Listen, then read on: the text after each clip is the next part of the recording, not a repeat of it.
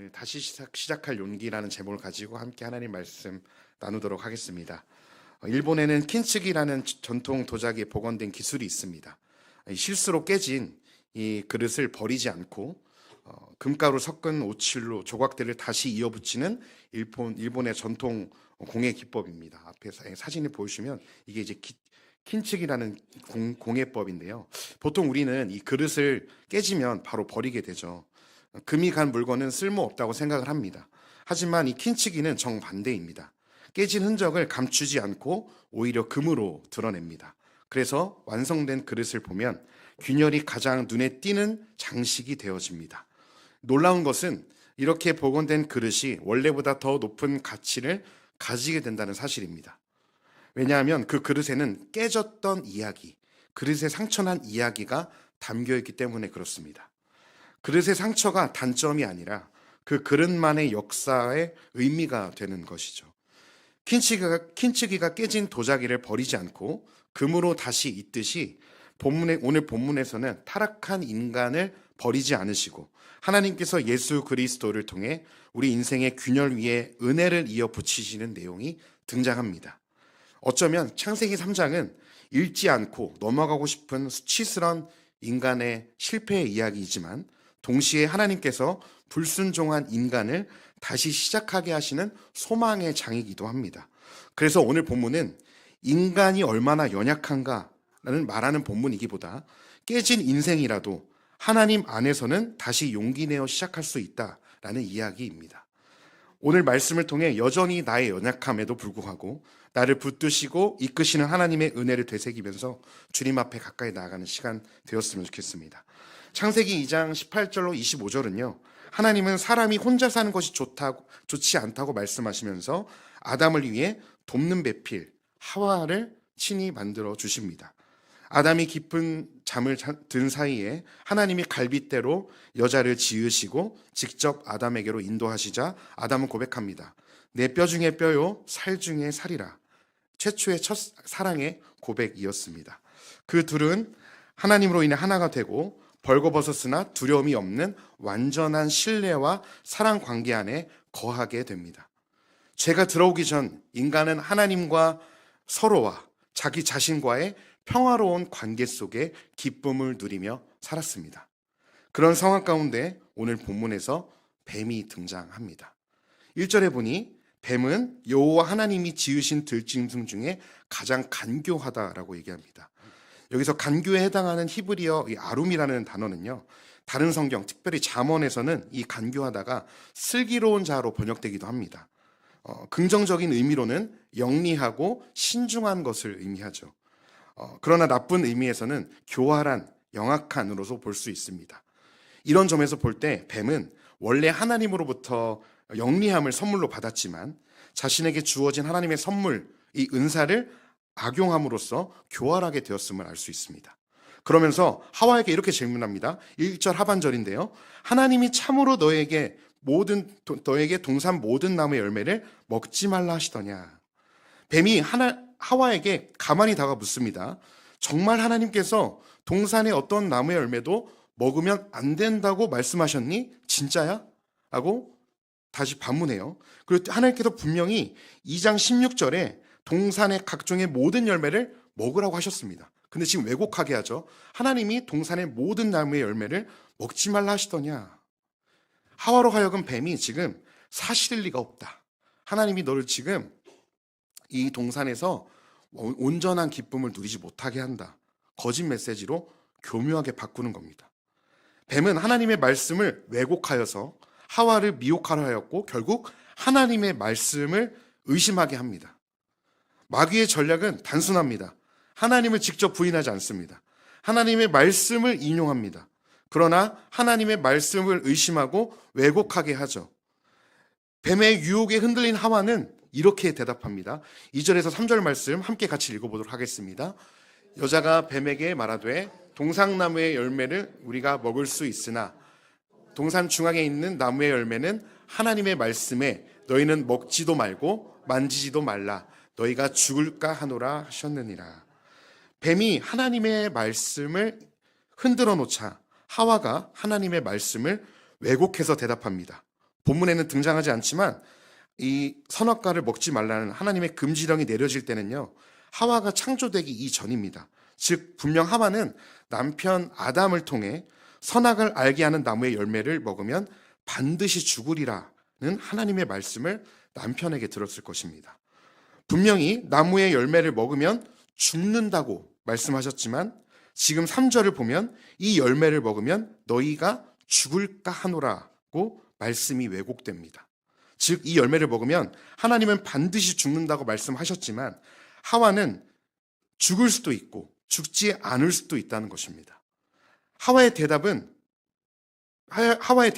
뱀은 하와의 반응을 기다렸다는 듯이 이렇게 대답합니다. 4절에서 5절 말씀인데요. 너희가 결코 죽지 아니하리라. 먹으면 너희 눈이 밝아져 하나님처럼 될 것이다 라고 속입니다. 즉 뱀은 말씀에 대해 의심을 품게 만들고 죄의 결과를 가볍게 만들며 하나님보다 내가 주인이 되게 한 것입니다. 사무엘상 15장을 보면 사울 왕이 아말렉과 전쟁하는 장면이 등장합니다. 하나님은 사무엘을 통해 사울에게 분명히 말씀하셨습니다. 지금 가서 아말렉을 쳐서 그들의 모든 소유를 남기지 말고 진멸하라. 하지만 사울은 자신의 눈에 보기에 좋은 가축을 남깁니다. 사무엘상 15장 9절에 보니까 사울 왕이 여호와께서 다 진멸하라고 말씀하신 것을 좋은 것을 남기고 진멸하기를 즐겨하지 않았다고 말합니다. 하나님의 뜻에 온전히 순종하지 않고 자신이 하나님이 되어 자신의 판단대로 행동한 것입니다. 즉 하나님의 말씀을 자기 이익에 맞춰서 넣을 건 넣고 뺄 건 뺀 것이죠. 말씀을 왜곡한 겁니다. 그리고 사무엘이 나타나 왜 모두 진멸하라는 하나님의 말씀에 순종하지 않았는지를 묻자 사울은 이렇게 대답합니다. 이 귀한 예물로 백성들이 하나님께 제사하려고 남겼다. 자신의 잘못된 판단으로 인한 불순종을 합리화하죠. 그러자 사무엘 선지자가 단호하게 말합니다. 사울 왕이시여, 순종이 제사보다 낫고 듣는 것이 순양의 기름보다 낫습니다. 여호와께 좋은 예물로 제사를 거창하게 드리는 것을 원하는 것이 아니라 우리 하나님은 당신의 말씀에 귀 기울여서 그 말씀대로 순종하는 것을 더 기뻐하신다고 말씀하시는 것이죠. 사랑하는 성령 성도님들, 사단은 지금도 창세기 3장과 똑같은 방식으로 우리 모습의 사울 왕처럼 그런 하나님 말씀을 뺄 건 빼고 넣을 건 넣어서 우리를 유혹합니다. 이렇게 유혹해요. 하나님 없이도 너 혼자 충분히 잘 살 수 있어. 내가 내 인생의 주인이 돼. 이것이 바로 오늘날 시대의 인본주의가 말하는 것이죠. 겉으로는 멋있어 보입니다. 내가 내 삶의 기준이다. 의지를 가지고 내 마음을 믿어라. 너 자신을 사랑해라. 넌 할 수 있다. 넌 너답게 살아라. 하지만 이 말들의 공통점은 하나입니다. 내 삶의 모든 영역에서 하나님을 교묘하게 빼버립니다. 사단은 우리에게 노골적으로 하나님을 부인하라고 하지 않습니다. 대신 이렇게 말합니다. 하나님은 믿되 결정은 내가 해. 기도는 하되 언제나 기준은 네 생각이야. 그래서 우리는 때로는 점점 성경보다 세상의 기준과 그에 따른 자기 판단을 믿고 주님께서 걸어가신 십자가의 고난의 길보단 자기 만족을 붙들며 하나님의 뜻보다는 세상의 성공을 더 중요하게 여기곤 합니다. 결국 인본주의의 본질은 이것입니다. 하나님 중심이 아니라 내가 중심이 되는 삶, 사람이 중심이 되는 삶. 아담과 하와가 하나님처럼 되고 싶어서 선악과를 집었듯이 오늘 우리도 모르게 같은 유혹 앞에서 하나님의 말씀의 기준이 아니라 내 판단하기에 옳은 결정을 우리도 내리곤 합니다. 연예인 이효리가 어느 대학교에서 졸업식 축사에서 이런 말을 했었습니다. 그 누구도 믿지 말라. 인생은 독고다이다. 자신의 마음의 소리를 믿어라. 너 자신이 너를 인도한다. 졸업생들이 엄청난 환호와 공감을 얻어냈습니다. 겉으로 보면 너무 멋진 말입니다. 인생은 혼자다. 너 자신을 믿어라. 하지만 성경의 기준에서는 전혀 다른 이야기입니다. 성경은 말합니다. 사람 안에는 선한 것도 없고 인간의 힘으로는 하나님이 기뻐하시는 삶을 살 수 없다고 성경은 진단합니다. 모든 사람이 죄를 범하였음에 하나님의 영광에 이르지 못했다고 성경은 선언합니다. 그래서 성경은 너 자신의 가능성을 믿어라가 아니라 너를 창조하신 하나님을 기억하고 하나님을 믿어라. 내 인생의 주인의 자리에서 이제는 내려오고 하나님의 통치 아래 들어와라. 그럼 네 인생이 진짜 행복할 거라고 성경은 이야기합니다. 오늘날 사단은 이 진리를 아주 교묘하게 흔듭니다. 내가 기준이다. 내 능력을 믿어라. 내 지금 상황을 더 고려해라. 힘들면 예배도 쉬어라. 기도도 쉬어라. 하나님 없이도 세상 사람들 충분히 잘 산다.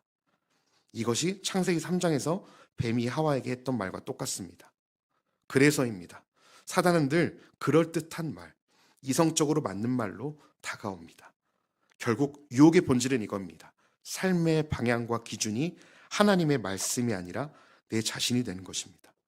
예수님은 이렇게 말씀하십니다. 요한복음 15장 5절 함께 같이 읽어보도록 하겠습니다.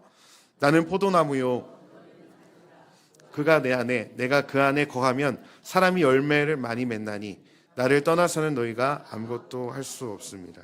아멘. 예수님께서 말씀하세요. 나는 너희의 포도나무다. 너희는 내 가지다. 포도나무 가지가 포도에 붙어있지 않으면 말라서 불에 태워져 버릴 수밖에 없다. 그것처럼 너희가 내 안에서 나오는 진액, 그 말씀의 언약의 말씀의 능력을 받지 않으면 너희의 창조의 모습 그대로, 하나님께서 계획하신 모습 그대로 열매를 맺으며 살 수 없다. 진리의 말씀이신 예수님 안에 거할 때만 참되고 풍성되고 하나님께서 지으신 목적 그대로 예수님 안에 거할 때 살 수 있다고 말씀하십니다. 그러므로 내 경험이 아니라 말씀을 붙드셔야 합니다. 내 판단이 아니라 우리의 포도나무 대신 예수님께 꼭 붙어 있으시면 됩니다. 그러면 예수님께서 우리에게 열매를 맺게 하시는 줄 믿습니다. 유혹 앞에 흔들릴 때 이것이 주님이 기뻐하시는 일인지 주님께 물으셔야 하고요. 이 유혹이 하나님의 말씀의 기준에 어떤 판단을 내리시는지 우리는 주님의 말씀을 기억해야 되는 줄 믿습니다. 선악과를 먹은 후 아담과 하와에게 가장 먼저 찾아온 것은 하나님과 같이 되는 자유가 아니었습니다. 그들의 불순종으로 인해, 아담과 하와의 불순종으로 인해 찾아온 것은 부끄러움과 두려움이었습니다. 선악과를 먹은 아담과 하와는 무화과 잎으로 몸을 가리고 하나님의 낯을 피하여 숨습니다. 죄는 언제나 하나님 앞에서 숨게 만들고 두렵게 만듭니다. 동시에 사람과 사람 사이를 갈라놓습니다. 그리고 책임을 떠넘기게 하는 것을 오늘 말씀을 통해서 보게 됩니다. 하나님과의 관계가 무너졌더니 부부 사이가 갈라지게 됩니다. 그리고 책임을 떠넘기게 되죠. 아담은 하와에게, 하와는 뱀에게 죄의 책임을 묻습니다. 그런데 하나님은 도망간 아담을 향해 먼저 찾아오십니다. 9절 말씀 하나님께서 뭐라고 찾으시냐? 9절 말씀 이렇게 찾으십니다. 아담아, 내가 어디 있느냐? 하나님의 이 질문은 아담의 위치를 알기 위한 질문이 아니었습니다. 회복을 위한 하나님의 부르심이었습니다. 하나님은 죄를 그냥 덮어주시는 분이 아니라 공의로우셔서 드러내시되 버리지 않으시고 다시 시작하게 하십니다. 그리고 하나님은 약속된 심판만 선포하지 않으시고 15절에서 구원의 약속을 주시는데요. 15절 말씀 함께 읽어보도록 하겠습니다. 내가 너로 내 후손도 여자의 후손과 원수가 되게 하리니 여자의 후손은 내 머리를 상하게 할 것이요 너는 그의 발꿈치를 상하게 할 것이니라 하시고, 하나님은 죄로 인해 심판받을 아담과 하와를 구원하시기 위해 최초의 복음을 선포하십니다. 바로 여자의 후손을 통한 구원의 계획이죠. 여자의 후손은 장차 오실 예수 그리스도를 가리키며 사탄은 예수님을 십자가로 상하게 할 것이지만 예수님은 온전한 순종으로 십자가를 지시고 3일 만에 부활을 통해 사탄의 권세를 완전히 깨뜨리실 것이라고 하나님께서 예언하시는 것입니다. 약속하시는 것이죠. 즉 하나님은 죄로 무너진 인간을 버리지 않으시고 이미 여자의 후손 예수 그리스도를 통한 회복의 길을 준비하셨다는 기쁨의 선언입니다. 하나님은 불순종한 아담과 하와를 버리시고 다른 인간을 만드셔서 당신의 나라를 이루어 가실 수 있는 분이십니다. 하나님께는 아쉬울 게 없어요. 그러나 중요한 사실은 하나님께서 아담과 하와를 포기하지 않으셨다는 것입니다. 아담에게 다시 죄에서 회복할 수 있는 길을 열어주시고 아담 대신 짐승을 죽여 그들에게 가죽옷을 입히십니다. 하나님은 우리가 아니어도, 제가 아니어도 얼마든지 하나님 나라의 일을 이루실 수 있는 분이십니다. 그런데도 하나님은 우리를 자녀로, 하나님 나라의 동역자로 부르십니다. 왜 그러십니까? 사람이 부족해서 그럴까요? 아닙니다. 우리를 사랑하시기 때문에, 우리를 사랑하셔서 이 하나님 나라의 풍성함 안에 함께 동역의 기쁨을 알게 하기 위해서 우리를 부르신 것이죠. 연약해도 괜찮다, 넘어져도 괜찮다, 그래도 나는 너를 통해 일하겠다. 우리는 종종 죄로 넘어지고 하나님의 말씀보다 세상의 기준을 붙들며 살아갑니다. 그럼에도 하나님은 우리를 버리지 않으십니다. 기다리고 용서하시고 나를 살리려 아들을 아낌없이 보내신 하나님의 은혜가 나의 죄보다 크다는 것을 다시 깨닫게 하십니다. 사람은 우리를 포기할 수 있어도 하나님은 결코 포기하지 않으십니다. 우리가 다시 일어설 수 있는 이유는 우리의 결단이 아니라 끝까지 우리를 놓지 않으시는 하나님의 사랑 때문입니다. 사도 바울은 하나님의 이끄심에 대해서 이렇게 선포합니다. 빌립보서 1장 6절 함께 읽겠습니다. 너희 안에서 착한 일을 시작하신 이가 그리스도 예수의 날까지 이루실 줄 우리는 확신하노라. 하나님은 우리를 통해 이 땅에 당신의 선함을 드러내고 흘러가길 원하십니다. 하나님께서 우리를 주님께서 다시 오시는 그날까지 우리의 믿음을 하나님께서 이뤄가실 것입니다. 나의 연약함에 집중하지 마시고 나의 연약함에 좌절하지 마시고 우리를 부르신 하나님의 그 크신 사랑을 바라보시는 믿음의 성도님들이 되시기를 간절히 소망합니다. 그렇다면 마지막으로 우리가 오늘 말씀을 통해 우리도 아담과 하와처럼 사단의 교모한 유혹에 넘어가지 않고 죄의 유혹을 이겨내고 세상에서 승리할 수 있는 방법에 대해 나누려고 합니다. 우리가 어떻게 하면 세상에서 승리할 수 있을까요? 그 방법은 바로 예수님께서 광야에 시험 받으실 때 주님께서 보여주신 방법입니다. 두 가지인데요. 첫째는 죄의 유혹을 이기기 위해 성령께 이끌려야 합니다. 마태복음 4장에 보면 예수님께서 40일 금식 기도 후에 광야로 시험 받으시러 가시는 장면이 나옵니다. 마태복음 4장 1절에 보면 이렇게 얘기합니다. 예수께서 성령께 이끌려 마귀에게 시험을 받으러 광야로 가셨다고 이야기합니다. 여기서 새롭게 다가오는 것은 성령의 이끌림을 받아도 때로는 마귀의 시험이 있을 수 있다는 사실입니다.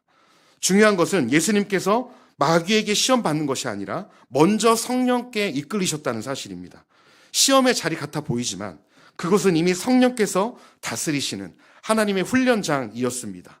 성령께서 하시는 일 중에 가장 중요한 것이 무엇이냐면 죄에 대하여, 의에 대하여 깨닫게 하시는 겁니다. 우리의 죄가 뭔지, 하나님께서 바라시는 의가 뭔지 성령께서 깨닫게 하시는 거죠.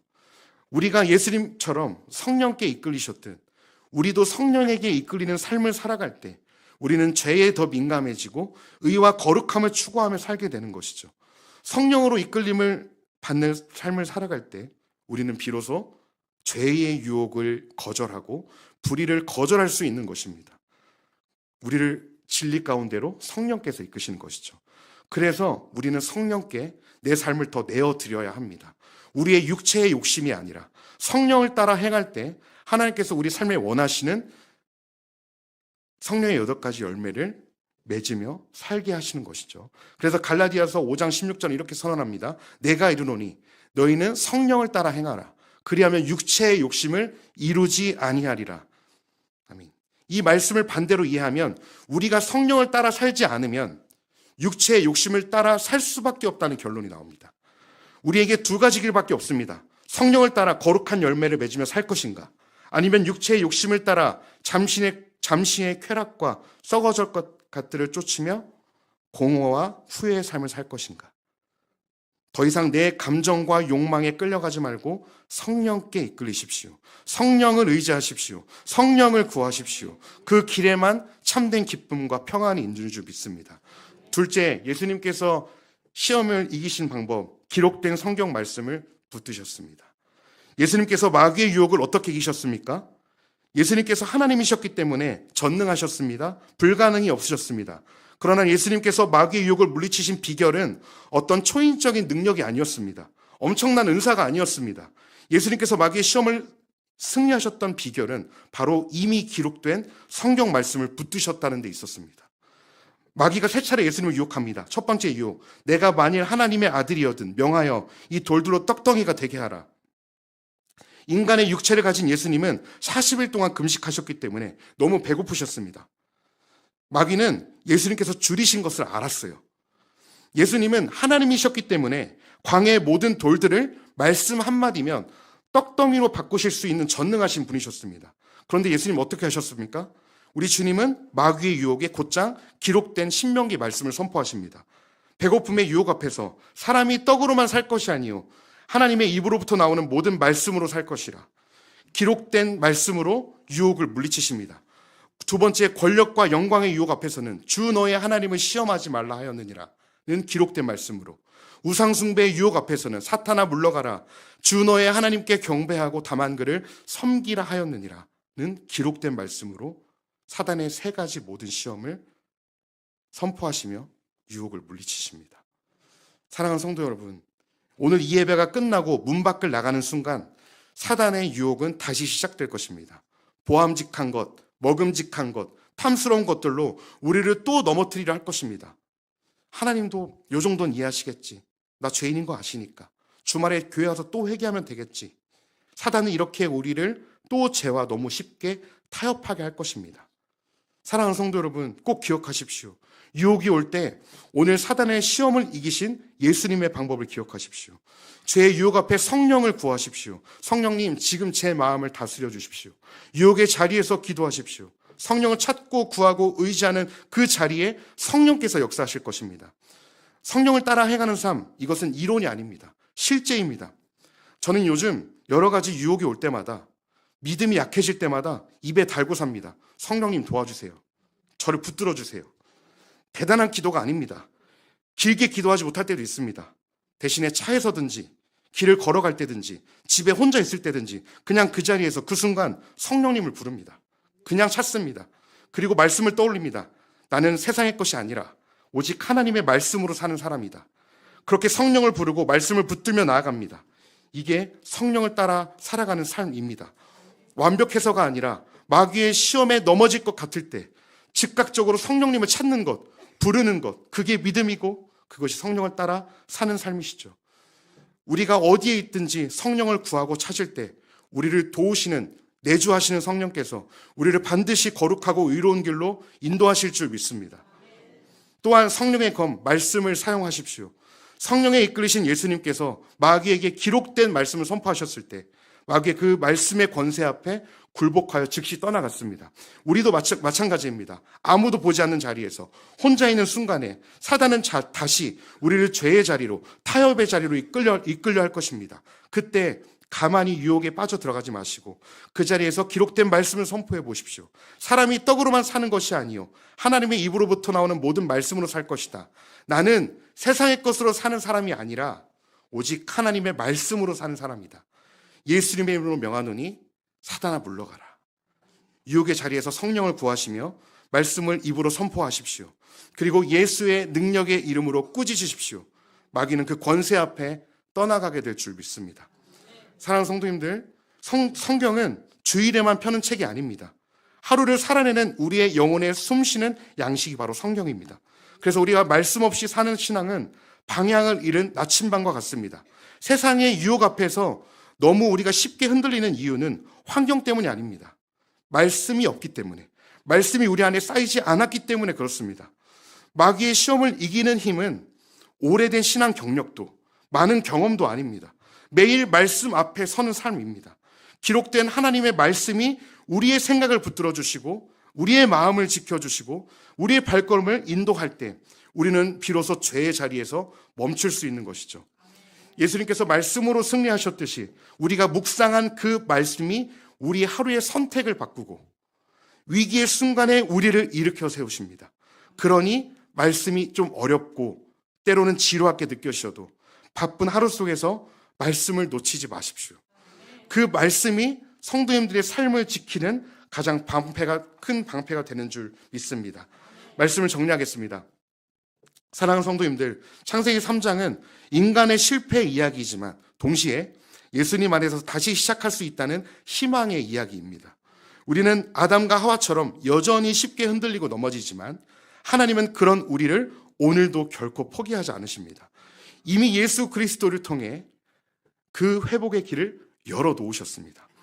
이제 우리의 선택이 남아 있습니다. 아담처럼 또 세상의 유혹에 따라 살 것인가, 아니면 예수님께서 보여주신 길, 성령을 의지하고 성경을 붙드는 삶을 살 것인가. 바라기는 성령을 따라 행하십시오. 우리에게 죄를 이길 힘이 우리에게는 없습니다. 죄를 거절할 능력도 없습니다. 예수님처럼 성령을 따라 행하며 기록된 성경 말씀을 마음에 품으십시오. 주님을 더 붙드십시오. 그 길만이 죄를 이기는 유일한 길이며 다시 시작하는 길이며 참된 기쁨과 자유를 회복하는 길인 줄 믿습니다. 죄로 인해서 이미 깨진 인생이라도 하나님 안에서는 다시 시작할 수 있습니다.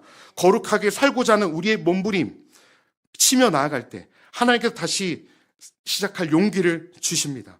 오늘도 우리를 부르신 그 주님의 음성 앞에 나아가 성령과 성경 말씀 앞에서 새롭게 다시금 한 주를 시작하시는 믿음의 성도님들의 삶이 되시기를 간절히 소망하고 축복합니다. 우리 함께 오늘 이곳에 계신